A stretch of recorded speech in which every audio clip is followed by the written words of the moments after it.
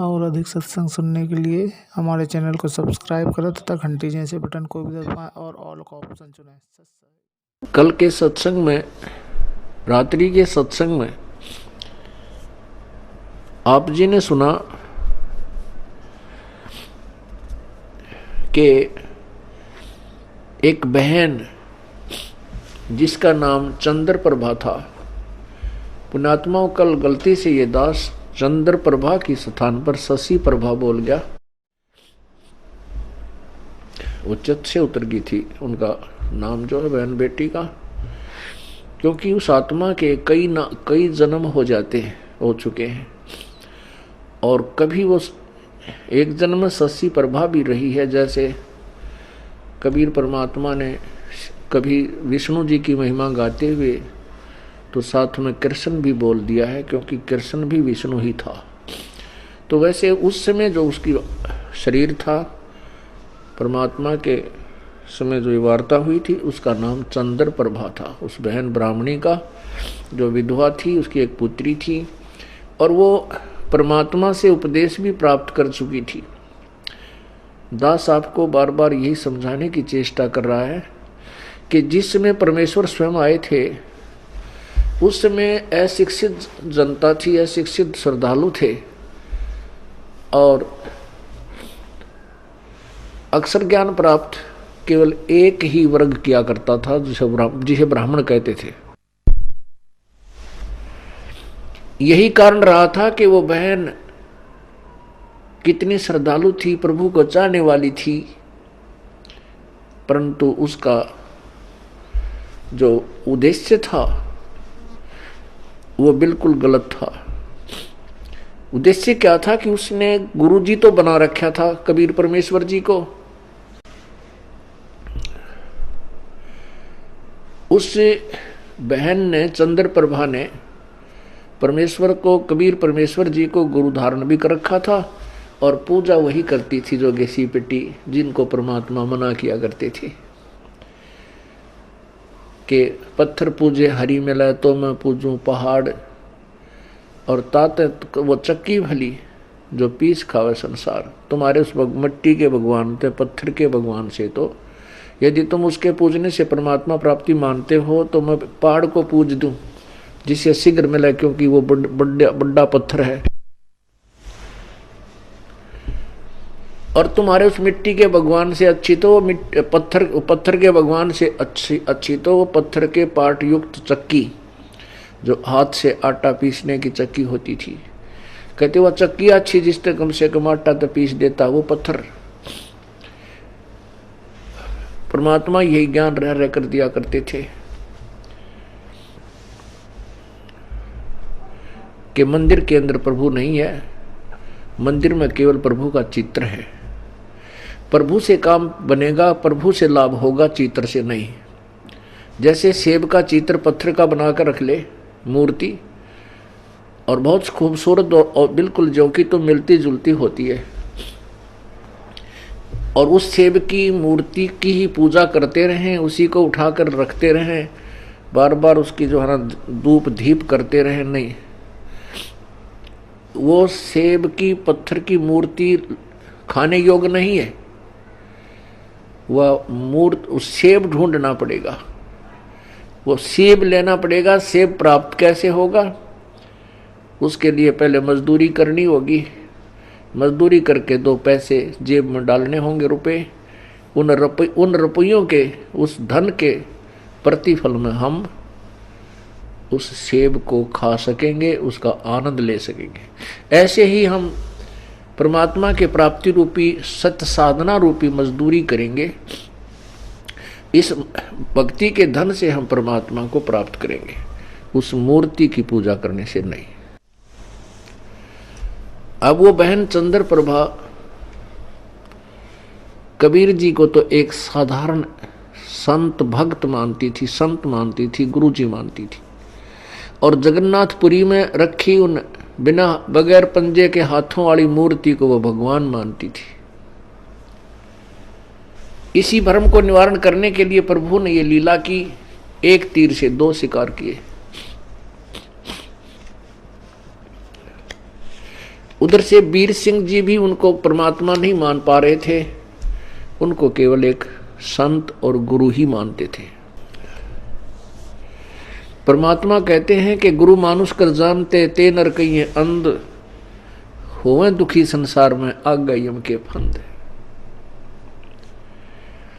कबीर गुरु गोविंद दोनों खड़े, गुरु गोविंद दोनों खड़े, किसके लागू पाए, बलिहारी गुरु अपना जिन गोविंद दियो मिलाए।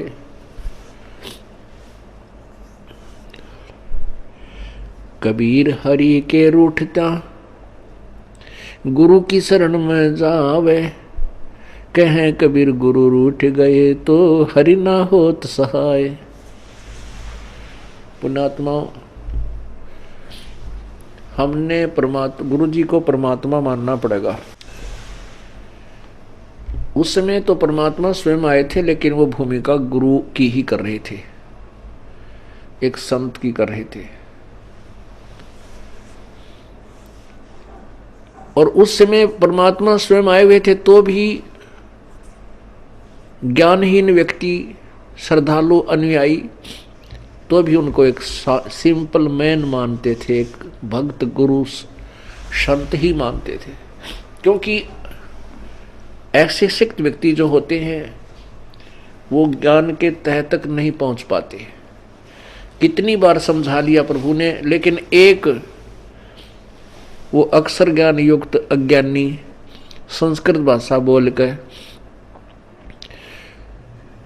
और उस भोली आत्माओं को गुमराह कर देता था कि तुम्हारा गुरु तो अशिक्षित है, उसको अक्षर ज्ञान है ही नहीं, वो वेदों और गीता के बारे में जानता ही नहीं, वो तो कोई बकवाद घड़ता है, झूठ बोलता है।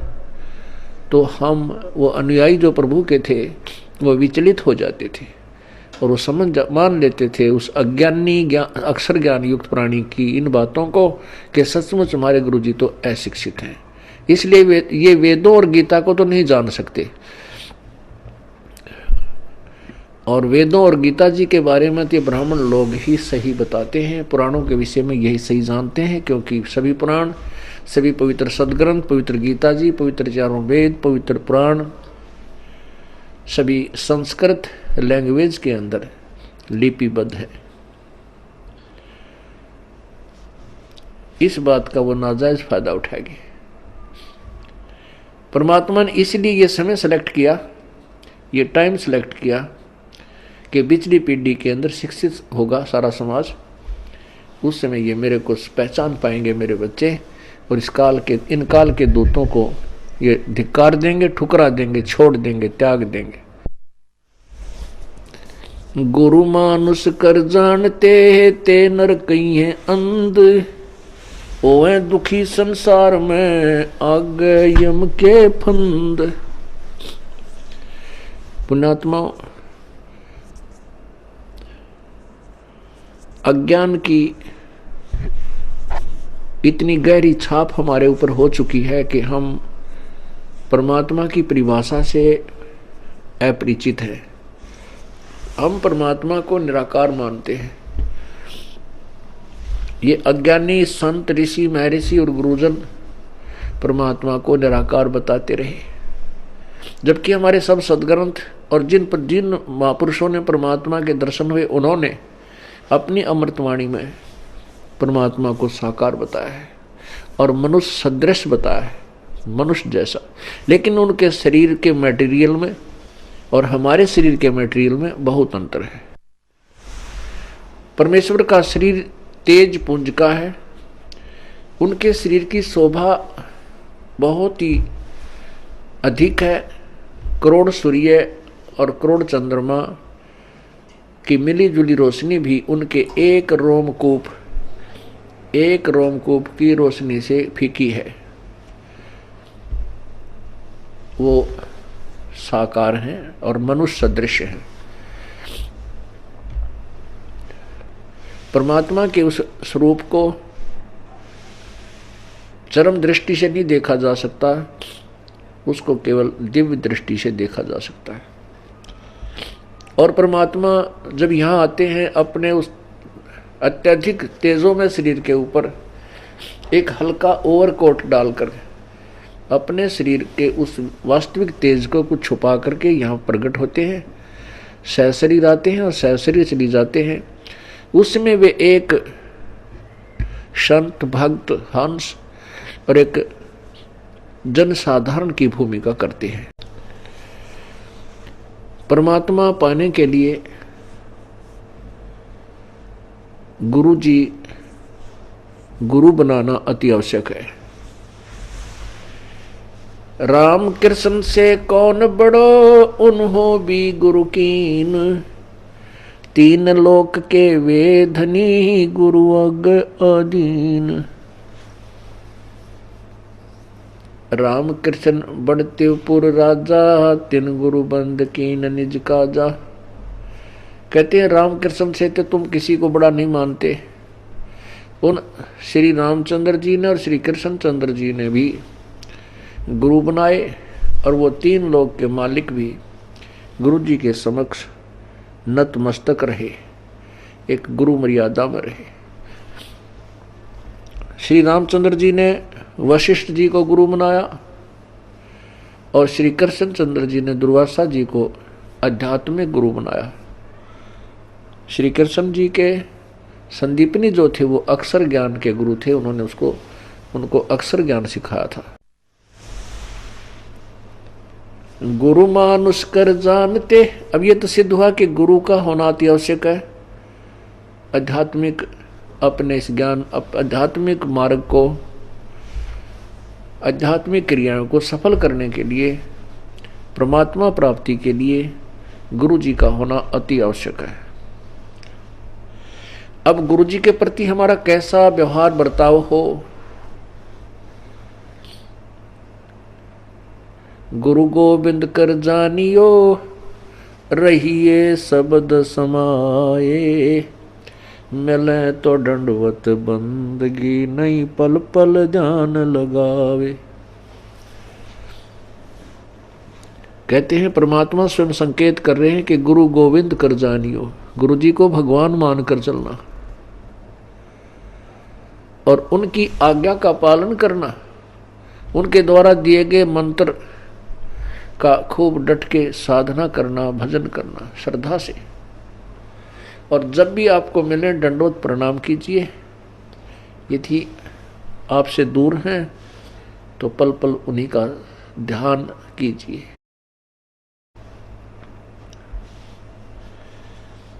परमात्मा को पाने के लिए हमने वो प्रत्येक प्रयत्न करना पड़ेगा जो प्रभु पाने में सहयोगी है।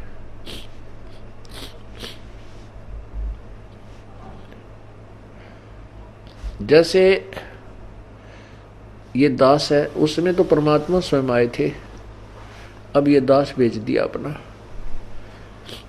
ये दास भगवान नहीं है, लेकिन परमात्मा के नियम अनुसार आप जी ने इस दास को भगवान के तुल्य मानना होगा। आपने परमात्मा मानना होगा। फॉर एग्जाम्पल, जैसे एक मैथमेटिक्स का, गणित का एक प्रश्न होता है ऋण का, उसके अंदर मूलधन ज्ञात करना होता है। मूलधन ज्ञात करना होता है, उसमें सपोज करना होता है, उसमें मानना होता है, मान लीजिए मूलधन 100 रुपये। वो जो मूलधन हमने ज्ञात करना होता है वो तो लाखों और करोड़ों में होता है, लेकिन 100 रुपये मूलधन मानकर फिर दर निकाल ली जाती है। उस दर को मल्टीप्लाई करके फिर वो वास्तविक मूलधन निकाला जाता है। जब तक 100 रुपये मूलधन नहीं मानेंगे तब तक वो वास्तविक मूलधन आपको प्राप्त नहीं हो सकता, आपका प्रश्न हल नहीं हो सकता और आपको 0 नंबर मिलेंगे। इसी प्रकार ये भक्ति, आध्यात्मिक परमात्मा प्राप्ति रूपी जो प्रश्न है, ये इक्वेशन है, ये क्वेश्चन है, इसको हल करने के लिए, इसको सोल्व करने के लिए आपने इस दास को भगवान मानना पड़ेगा। तब आपकी आध्यात्मिक क्रियाएं सफल होंगी। जैसे आप यहाँ से जाओगे, आपने परमात्मा देखा नहीं है, आपने इस दास को देखा है, वो परमेश्वर इस दास का रूप धारण करके आपके समक्ष वहां खड़ा होगा। अब जैसा जिसका व्यवहार इस दास के प्रति यहां है वो वैसा ही करेगा। जैसा आपका इस दास के प्रति आपके मन में दोष या श्रद्धा है वो ज्यों की त्यों वहां होगी। जब आपकी वहां एक बार फिर जो है पछोड़ लाओगा परमात्मा, आपके पास भक्ति धन भी है, आपके अंदर गुरु जी के प्रति वह श्रद्धा नहीं है जितनी भगवान के प्रति होनी चाहिए, तो भी आप वहां से रिजेक्टेड हो जाओगे तिरकुटी के ऊपर।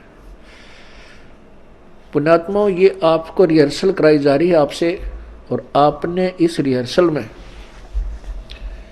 इस दास को प्रभु मानकर व्यवहार करना है, परमात्मा जानकर हर तरह की क्रिया करनी है। बोलते समय, चालते समय अंदर में कोई विशेष गुरु जी के विषय में विवेचन करते समय आपने ये जानना पड़ेगा कि जैसे हम भगवान के बारे में सोच रहे हैं, आपने ये विचार करना चाहिए कि हम गुरु जी के बारे में क्या सोच रहे हैं। नहीं, हम भगवान के बारे में सोच रहे हैं।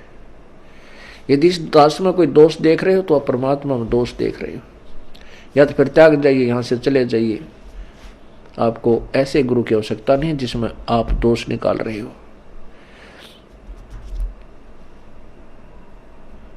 हम इसी प्रकार परमात्मा को प्राप्त कर सकते हैं। गुरु मानुष कर जानते ते नर कहिए अंधे, ओवे दुखी संसार में आग काल के फंद। गुरु जी के प्रति आपकी कैसी श्रद्धा हो।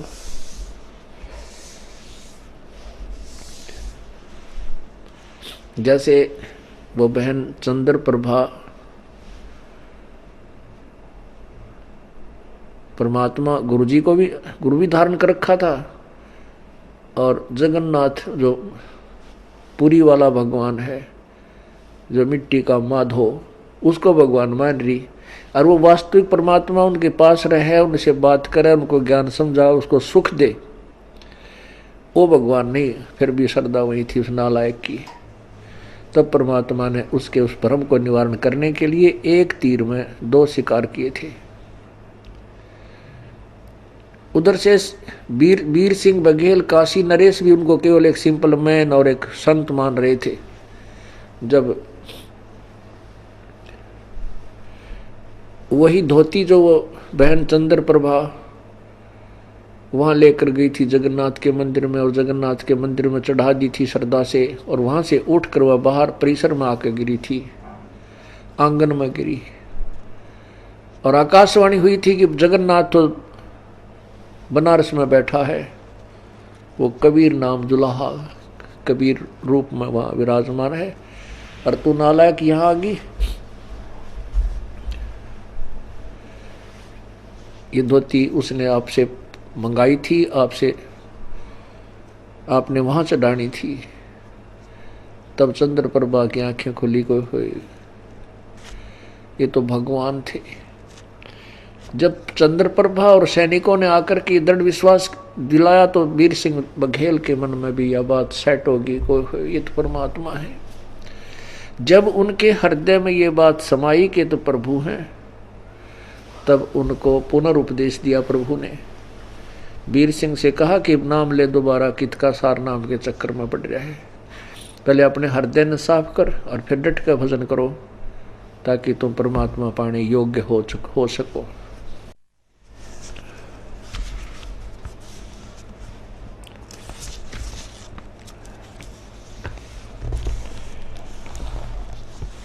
गुरु जी के प्रति गुरु की महिमा आप प्रतिदिन पढ़ते हो नित्य नियम में, लेकिन आप पढ़ते हो उसके ऊपर विवेचन नहीं करते। आप प्रतिदिन क्या सुनते और पढ़ते हो। कबीर दंडवत गोविंद गुरु बंधु अविजन सोए, पहले बहे प्रणाम तेन नमो जो आगे होए। कबीर दंडवत गोविंद गुरु, गोविंद गुरु माने गुरु भगवान को नमस्कार करूं। दंडवत गोविंद गुरु, गुरु भगवान, गोविंद माने भगवान, गुरु मीन गुरु, गुरु भगवान को दंडवत प्रणाम करूं और बंधु अविजन सोए, पहले भय प्रणाम ते नमो जो आगे होए। ऐसे महापुरुष गुरुदेव के तुल्य आगे और पीछे जो भी आए हैं उन संतों को नमस्कार है। गुरु को कीजय दंडवतम, कोटि कोटि प्रणाम, कीट न जाने भृंग को यूं गुरु कर ले आप समान।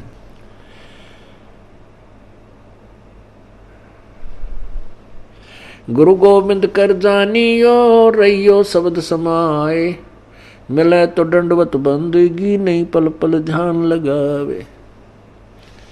अपने गुरुदेव के प्रति परमात्मा तुल श्रद्धा बनाओगे तभी आप परमात्मा के चरणों में परमात्मा को प्राप्त कर सकोगे।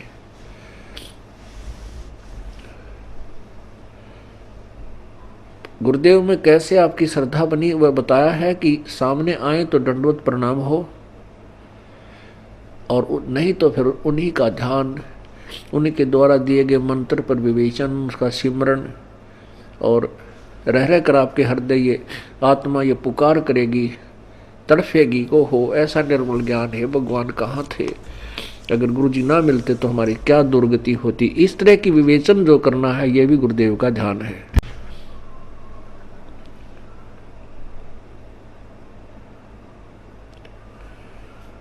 अब क्या विचार करना हमने, सतगुरु के उपदेश का लाया एक विचार, जय सतगुरु मिलते नहीं जाते नरक दुआरे। सतगुरु का अर्थ होता है तत्वदर्शी संत, यथार्थ ज्ञान प्रकाशक। जो सच्चा ज्ञान देने वाला है वो सतगुरु होता है। सतगुरु के उपदेश का लाया एक विचार, जय सतगुरु मिलते नहीं जाते नरक दुआर।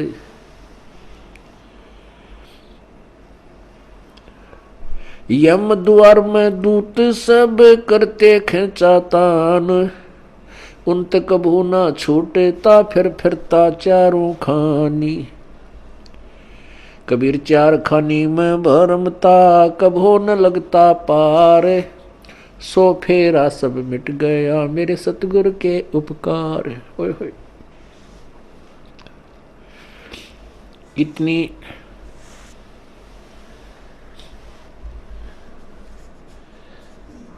हृदय विदारक वाणी परमेश्वर ने बोली है कि सतगुरु माने पूरे संत से और प्रॉपर वे ऑफ वर्शिप, यथार्थ परमात्मा की भक्ति हमें प्राप्त हुई तो हमारा कितना दुख निवारण हुआ। यदि सतगुरु ना मिलते और नकली गुरुओं के साथ हम लगे रहते, लोक वेद के आधार पर भक्ति करते रहते, तो क्या होता कि हम नरक में डाले जाते। वहां पर यम के दूत हमें खूब सताते। कैसे सताते हैं यम के दूत? जैसे किसी को कोड लगा हुआ हो और उसको फिर ये किसी के जख्म हो गए हो, फुंसी हो जाए, उनमें मवाद हो, ये मक्खियां कितना परेशान किया करती हैं। ऐसे यम के दूत नरक के अंदर इन प्राणियों को परेशान करते हैं। इनके शरीर पर ऐसा उस पाप के कारण ऐसी व्यवस्था बन जाती है सूक्ष्म शरीर पर, और जिसमें यहाँ से लेकर के यम के दूत चलते हैं भक्तिहीन प्राणी को, और जो भक्ति कर रहा है लेकिन शास्त्र विरुद्ध कर रहा है उस प्राणी को, तो वहाँ नरक में डालने के लिए झुंड के झुंड को, पूरे समुदाय को लठ मार मार कर ले जाए। जैसे किसी पशु को फाटक में रोकते हैं और वो उसमें जाने से आनाकानी करता है, वापस भागता है, तो उस पशु को लठ मार मार कर और फाटक में बंद कर देते। ऐसे ही यम के दूत लंबे लंबे भाले लेकर, हाथों में गदा लेकर के इनको कूटते हुए और उस नरक के अंदर ठोक देते। ये वापस भागते हैं क्योंकि आगे इतना बुरा हाल, इतना गंदा स्थान, और जो पहले के प्राणी वहां डाल रखे हैं वो बुरी तरह चिल्ला रहे होते हैं। अब उनको देख करके ये वापस भागने की चेष्टा करते हैं और पीछे तो फिर वो यम के दूत कुट्टे। वहां उनकी जो रिहर्सल होती है वह खेचा ताण है। उस खेचा ताण की बिरान माटी, वो दुख, और फिर नरक के अंदर कष्ट। उसके बाद क्या होता कि 84 लाख योनियों में कभी कुत्ते बनते, कभी गधे बनते, सुअर बनते, गंदी नाली के कीड़े बनते। वो सब सारा का सारा कष्ट परमेश्वर के इस सत्य नाम से, पूरे संत के ज्ञान से और उनके द्वारा बताई गई भक्ति विधि से सब आप बाईपास निकल गए। न नरक में जाना पड़ेगा, न काल की तपस्या पर आपको जाना पड़ेगा, और न ही 84 लाख योनियों में आपको जाना पड़ेगा। पुण्यात्माओं, आप तो बालक हो, क्योंकि भक्ति मार्ग का ज्ञान कभी हमने सुना नहीं। केवल जैसा भी परंपरागत हमारे जिस भी धर्म में हम जन्मे हैं उन्हीं लोक वेद को हम अंतिम भक्ति का ज्ञान, आध्यात्मिक ज्ञान मानकर उसी पर आश्रित थे। वो तो कैखा भी नहीं थी भक्ति का, आध्यात्मिक ज्ञान का वो कैखा भी नहीं प्राप्त था हमारे को। अब ये विस्तार से एक पूर्ण इतिहास आपके समक्ष प्रभु दत्त पेश किया जा रहा है। अब जिससे सतगुरु के उपदेश यानी ज्ञान और मंत्र भक्ति से इतना ढेर सारा कष्ट हमारा टल गया हो, तो उस गुरु जी के बारे में क्या बताते हैं। कबीर चार खानी में भरमता, कभो न लगता पार, सो फेरा सब मिट गया सतगुरु के उपकार। 7 समुद्र की मसी करूं, लेखनी करूं बन राय, धरती का कागज करूं, गुरु गुण लिखा न जाए। क्या बताते हैं परमात्मा, अपनी महिमा आप ही सुनाते हैं कि ऐसे परम संत कि क्या महिमा करो। यदि मैं पूरी पृथ्वी का कागज बनाऊं और 7 समुद्रों की इंक बना लूं, एक पेड़ में एक वृक्ष की कितनी कलम बन जाएंगी बिना गिनती की। और फिर कहते पूरे समुद्र के सारे समुद्रों की इंक बना के और धरती के जितना लंबा कागज लेकर जो लिखने लगूं, तो ऐसे सतगुरु की महिमा, उनके गुण का मैं गुणगान नहीं कर सकता, नहीं लिख सकता। वो थोड़ा पड़ जावे, 7 समंदर भी खत्म हो जाए, वो कलम भी घिसने और कागज भी छोटा पड़ जावे, तो अभी पर उस ऐसे संत की महिमा शेष रह जावे। कबीर बलिहारी गुरु आपना, घड़ी घड़ी 100 बार, मानुष से देवता किया करत न लागी बार। कबीर गुरु को मानुष जो ज्ञान और चरणामृत को पान, ते नर नरक में जावेंगे जन्म जन्म होवे समान।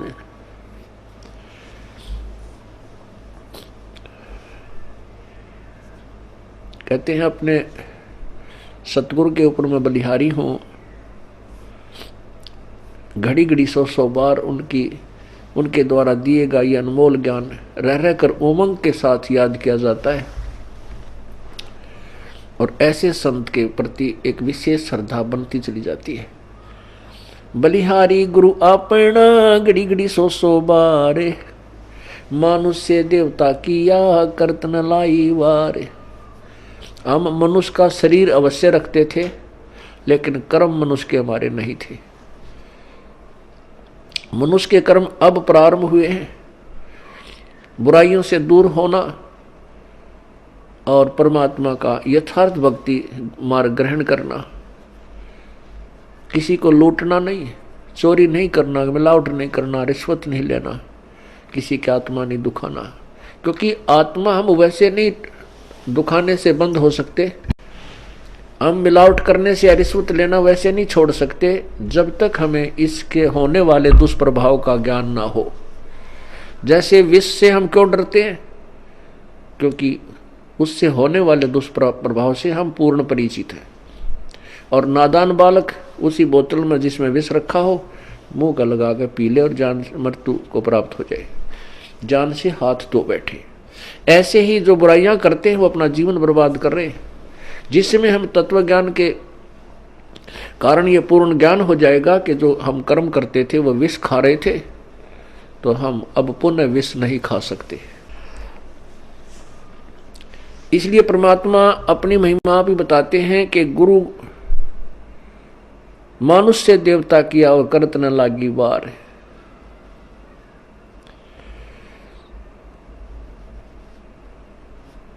कबीर गुरु को मानुष जो गण और चरणामृत को पान, ते नर नरक में जावेंगे जन्म जन्म हमें समान।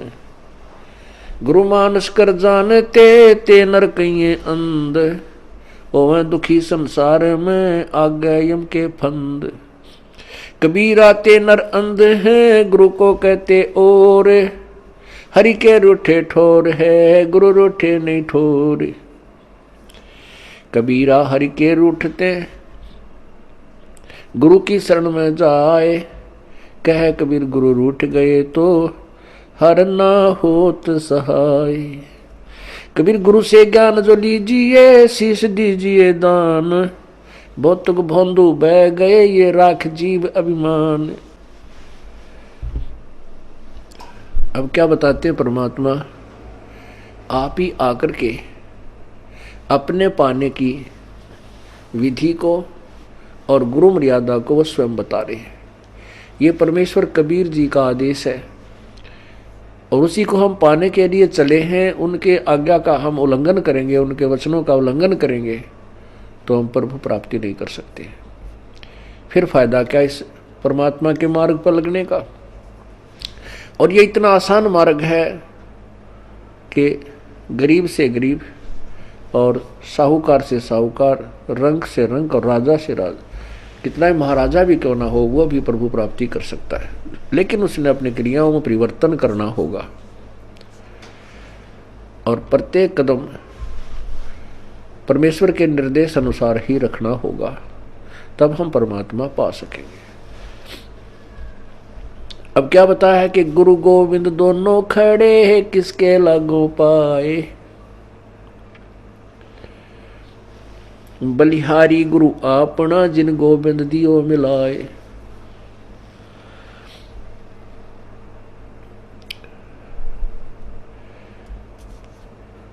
कबीर गुरु के रूठ त्या हरि की, कबीर हरि के रूठ त्या गुरु की शरण में जावे, कहे कबीर गुरु रूठ गए तो हर ना होत सहाय। परमात्मा स्वयं ही बता रहे हैं कि एक तरफ गुरु जी खड़े हैं और दूसरे साथ में परमात्मा खड़े हैं, तो किसके हम चरण छुएं, किसका विशेष आदर करें, किसकी चाह प्रथम करें? आप ही उत्तर दे रहे हैं कि बलिहारी गुरु आपना जिन गोविंद दियो मिलाए। अब इस उदाहरण को आपको समझाया जाएगा कि जैसे एक मटके में गड्ढे में जल है, वो तो समझो भगवान है। एक तरफ हैंडपंप खड़ा है वर्किंग पोजीशन में, चालू हालत में। एक तरफ तो हैंडपंप यानी नल है, एक तरफ एक मटके में घड़े में जल है।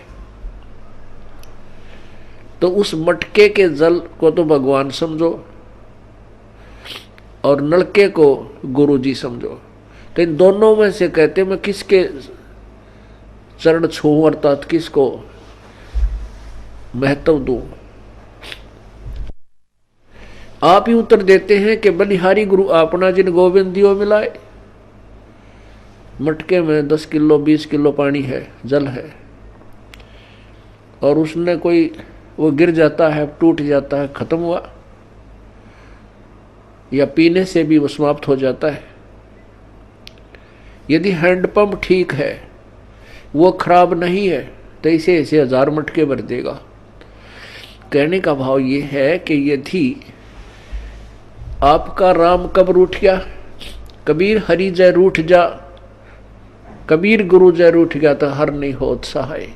और यदि कबीर हरि जय रूठ जा, गुरु की शरण में जावे, जिसमें आप जी के ऊपर, किसी व्यक्ति के ऊपर आपत्तियों का दौर शुरू हो जाता है, वो स्वयं कहने लग जाता है, भी मेरा राम रूठ गया, मेरा परमात्मा रूठ गया, मेरे थे मेरा भाग फूट गया, मेरा राम रूठ गया, तो उसके पुण्य समाप्त हो गए, पाप कर्मों से वो प्रभावित हो रहा है। जैसे आप कहीं खेत में या मजदूरी कहीं कर रहे हो, आपने एक मटका पानी का लेकर गए, वो काम करते करते पीते रहे, वो समाप्त हो गया, आपका जल खत्म हो गया, आपका राम रूठ गया। यदि जल और नहीं लाओगे तो प्यासे मर जाओगे। तो कहाँ जाते हैं? हैंडपंप या कुएं में। उस कुएं से या हैंडपंप से वो जल, वो मटका फिर भर लाते हैं, तो वो फिर से काम शुरू हो गया। पुण्यात्मा जो दुखी प्राणी हैं, उनका राम रूठ गया, उनका राम रूठा हुआ है, उनका भगवान रूठा हुआ है, क्योंकि उनके पुण्य समाप्त हो गए। वो जल थोड़ा बहुत था, वो पी प्या लिया, तुमने खत्म कर दिया।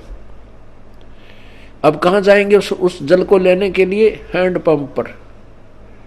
हैंडपंप से आप फिर मटका भर लाइए, मटका भर लाए, फिर जो अभाव, जल के अभाव से जो कष्ट था वो समाप्त हो गया, आपके प्राण बचे। ऐसे ही गुरुजी हैंडपंप है और जल भगवान है। अब यदि आपने हैंडपंप पे तोड़ दिया, उसको मिस हैंडल करके, उसके साथ बदव्यवहार करके, उसका ऐसे ऐसे झटके पटके नू नू कर कर वो तोड़ दिया, उसकी कोई वासर खराब होगी या किसी प्रकार भी,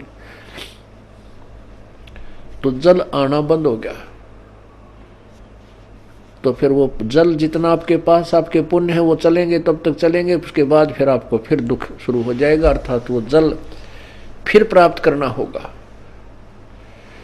आपका। यदि आपने कहते हैं आपका गुरु रूठ गया, आपका हैंडपंप खराब हो गया, तो जल नहीं, हर नहीं करे सहाय, हर नहीं होत सहाय। वो जल तो रहा नहीं, क्योंकि हैंडपंप उसका स्रोत था। कबीर हरि के रूठते, गुरु की शरण में जाए, कहें कबीर गुरु रूठेगे तो हर ना होत सहाय। परमात्मा आगे क्या बता रहे हैं?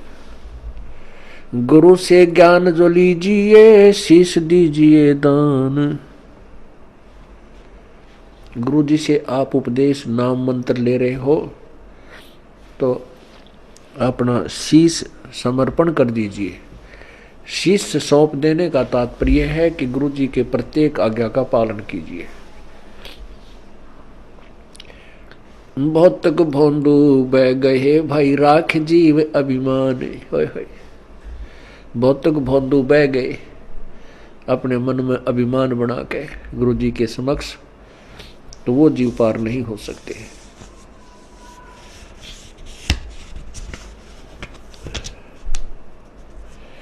तन मन दिया तो भला किया, सिर का जासी भारे, जो कबहू कह मैं दिया भाई बहुत सह सिर मारे। अब जैसे कोई पुण्यात्मा है, कोई सेवा कर रहे हैं, कोई दान कर रहे हैं, और कोई भक्ति कर रहे हैं, सुमन करते हैं, देखा भाई अर्श में माला रखता हाथ में, भाई वाह भाई वाह कमाल है। पुण्यात्मा, ये वाह शब्द है ना, ये केवल परमात्मा के लिए ही हो सकता है, जीव के लिए नहीं होना चाहिए। जैसे वाहेगुरु, वाहेगुरु का शब्द नानक साहब जी ने परमात्मा के लिए बोला था। वाह का पात्र केवल एक ही है। यदि हम दूसरे की वाह करते हैं और उसको में वाह समा रही है, उसको वाह से वो फूलने लग गया है, उसका विनाश होना प्रारंभ हो चुका है उस श्रद्धालु का। यदि कोई दान करता है और उस दान का उसी को फल मिल रहा है, और दूसरे उसकी दान किए हुए दान को से उसी की प्रशंसा करते हैं, तो ज्ञानहीन प्राणी होता है उस प्रशंसा का पात्र बनकर वो अभिमान करने लग जाता है। बट नेचुरल है, जिसको ज्ञान नहीं है अवश्य होगा। कोई सेवा अच्छी करता है, शारीरिक सेवा करता है दूसरे ने, के वाह भाई यू या बहन या भाई, ये तो भाई दिन रात इसने सेवा में अपना शरीर गाल रखे है, तो कुछ दिनों में उसके अंदर भी यह बीमारी होएगी और वो उसके नाश का कारण बनता है। कोई सेवा करता है तो अपने लिए कर रहा है, हम उसकी प्रशंसा करते हैं, उसके तरफ आकर्षित होते हैं, तो महाराज जैसा बुद्धू नहीं, वो भक्त नहीं है, उसको ज्ञान नहीं है। कहते हैं गुरु को तजय भजय जो आना, तापसुआ को फोकट ज्ञाना। क्योंकि हम जिसकी प्रशंसा कर रहे हैं हम उसके ऊपर आसक्त है बाई हुक एंड क्रुक, तो हम परमात्मा से हटकर उसकी तरफ आकर्षित हुए हैं, तो यह भी कमजोरी है। परमात्मा के पाने में हमने सारी कमजोरी मिटानी होगी। एक बूढ़ा आदमी डॉक्टर जी के पास गया और बूढ़ा बुजुर्ग कति अस्थि पिंजर शेष था, पतल आड़ दिखे, नारी नारी अस्थि दिखे। अब डॉक्टर जी ने देख लिया भाई ये तो बीमारी क्या है कि कमजोर आदमी है, कति शारीरिक वीकनेस घनी है इसमें। तो बूढ़े आदमी ने उस वृद्ध ने कहा डॉक्टर जी मैं कुछ देर चलता हूं ना मेरा दम फूलने लग जाता है, सांस चढ़ जाए। डॉक्टर बोला भाई महाराज बुजुर्ग कमजोरी है आपको, आपका शरीर कमजोर हो गया। फिर कहता है गुरु डॉक्टर जी मैं खड़ा होता हूँ चक्कर आवे हैं। डॉक्टर बोला बूढ़ा कमजोरी है। फिर बोला जी पिंडी बढ़के हैं, यानी पिंडलियों में दर्द हो जाता है। डॉक्टर बोला कमजोरी है। और बूढ़े को गुस्सा आ गया,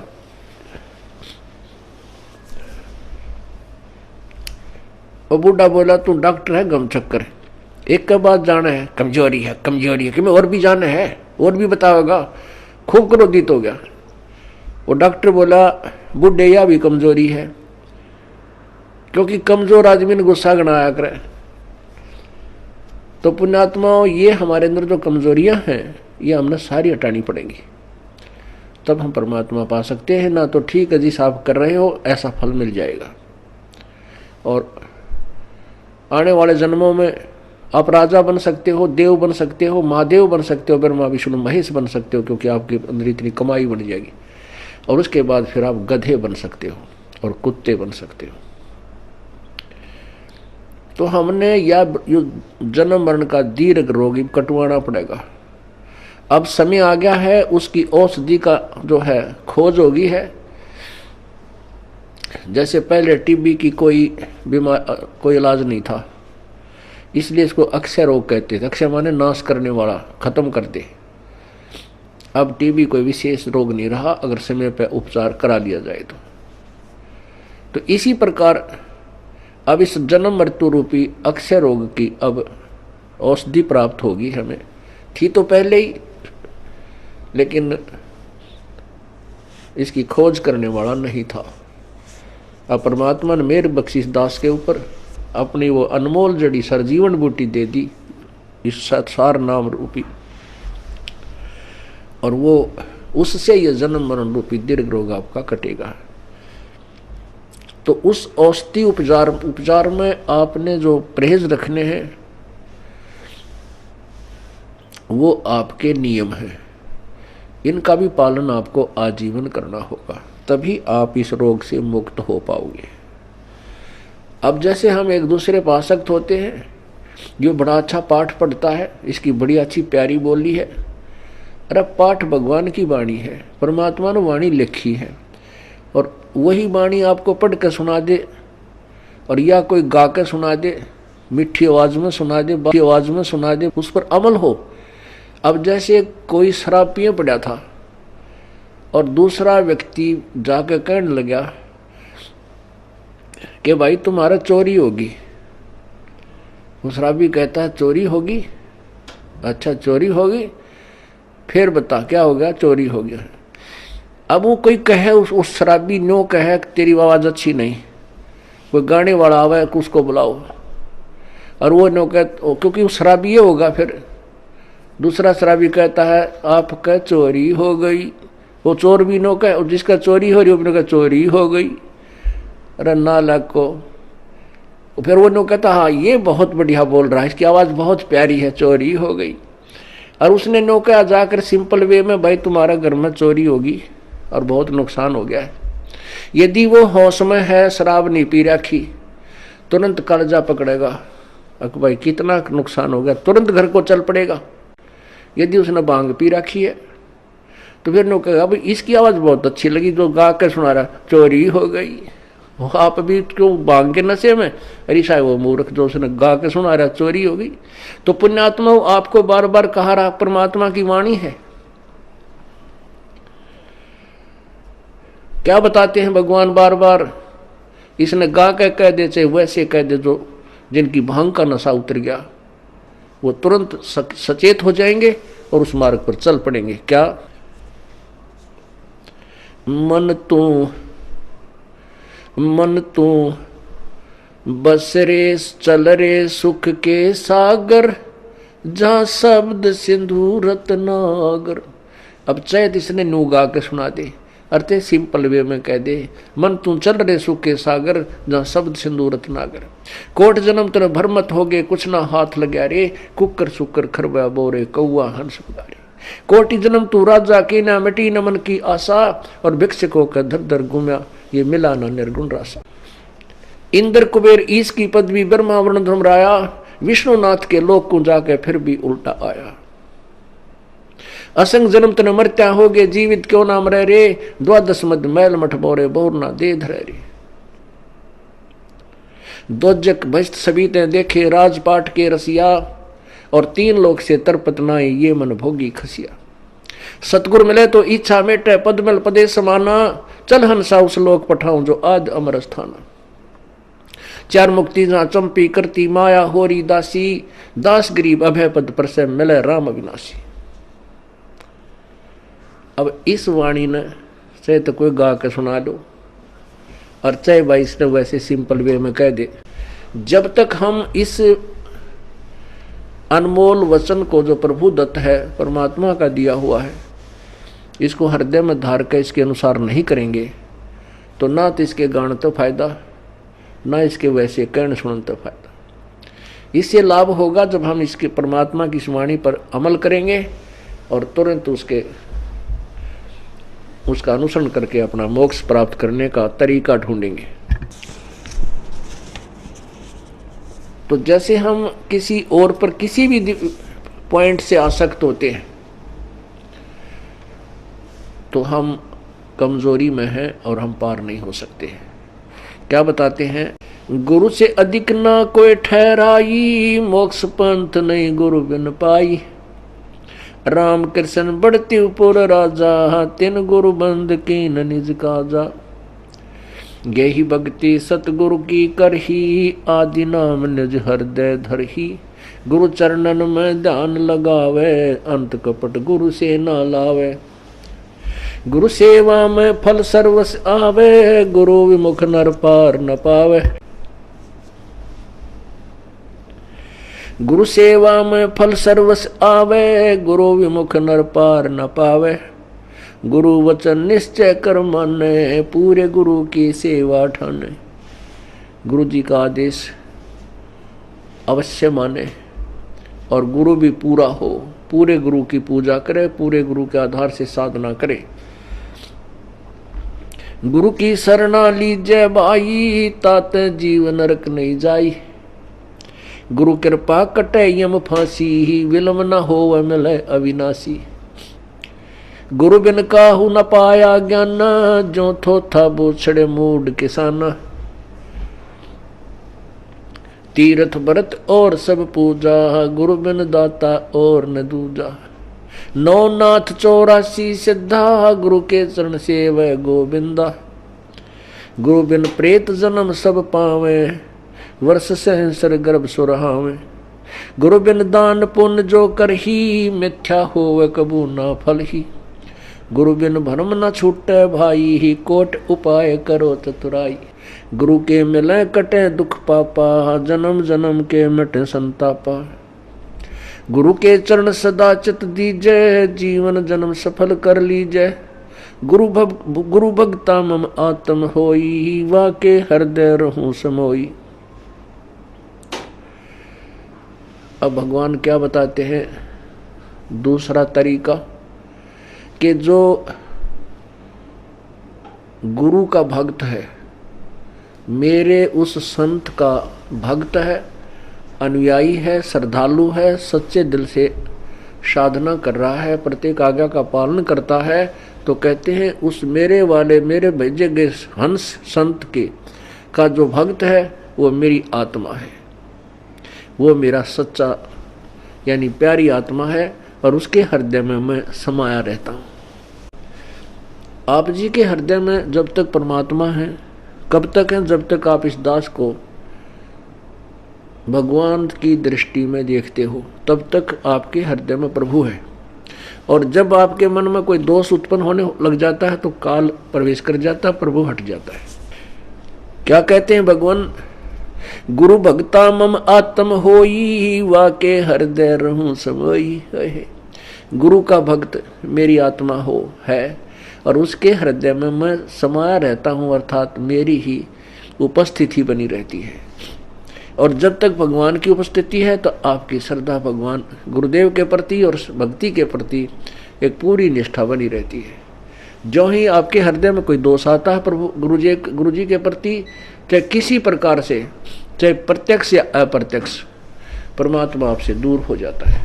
ऑटोमेटिक सिस्टम है। तो उसमें आपके विचारों में परिवर्तन, ये दास पहले आपको आज जो पुण्यात्मा, जब तक आपके हृदय में परमात्मा समाये हैं तब तक ये दास आपको क्या दिखता है ये तो आपको मालूम है, दास नहीं कहना चाहता। और जब आपके हृदय में काल समा जाएगा, ये दास आपको दुष्ट दिखाई देगा। दास वही है, पहले भी वही था और बाद में भी वही है, और आगे भी ऐसा ही रहेगा। आपने अपना ही शीशा, जैसे हम दर्पण में मुंह देखते हैं, फेस देखते हैं शीशे में, अगर वो शीशा खराब है तीसरा बूंदा मुंह दिखाओगा, बांगा बांगा। कई बार ना कोई कार खड़ी हो और उसके पास से निकला तो अपना शरीर उस कार के शीशे में नो दिखा रहा, इतना बड़ा पेट सारा ठगना है, नो ईसा बूंदा देखने भी जी ना करे। तो ऐसे ही जैसे कोई शीशा खराब है, उसमें मुंह देखे सा बूंदा दिखे, को मोटा मोटा कति मर रहा है, टेढ़ा मेढ़ा, और बढ़िया दर्पण है तो जो का तू दिखाता है। तो पुण्यात्मा, जब तक आपका अंतःकरण हृदय रूपी मिरर बिल्कुल स्वच्छ है, साफ है, तो ये दास आपको कति भगवान दिखाई देगा। जब आपका अंतःकरण किसी दुष्ट ने या आपके अभिमान ने बर्बाद कर दिया तो ये दास आपको बूंदा दिखेगा। जैसे आपका फेस जैसा है वो तो आपका स्पष्ट दर्पण ही दिखा सकता है, यदि दर्पण ही खराब है तो आपके ही चेहरे में कितने दोष दिखा देगा। अब जैसे ये क्रोथा कांड हुआ, इसके पीछे बहुत ही भयंकर षड्यंत्र था। उन लोगों की पोल खुल गई जो धर्म की आड़ में दुनिया को भ्रमित किए बैठे थे, उनके ज्ञान की पोल खोल दी और वो कति चौड़ चपट हो गए। अब उनको भय हो गया कि तुम्हारे अनुयायी तुमसे भागेंगे और तुम्हारे पास कोई जवाब नहीं, दुनिया तुम्हें थूकेगी। तो उन्होंने ऐसे झूठ झाट बोल कर राजा और प्रजा को भ्रमित करके इस दास के प्रति ना जाने के तूफान झूठ बोलती है। तो उन अज्ञानियों के द्वारा फेंके गए गंध से जिनका अंतःकरण रूपी दर्पण खराब हो गया, उनको ये दास बुरा लगने लगे, अनुयायियों को। और जिनके उनके द्वारा फेंके गए गंध का जिसके अंतःकरण रूपी दर्पण पर कोई असर नहीं हुआ, ये दास उनको जो का तो वही दिखाई दे रहा था।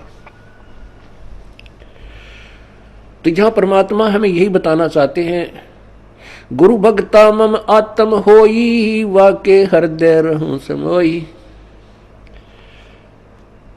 कि गुरु का जो भक्त है वो मेरी आत्मा है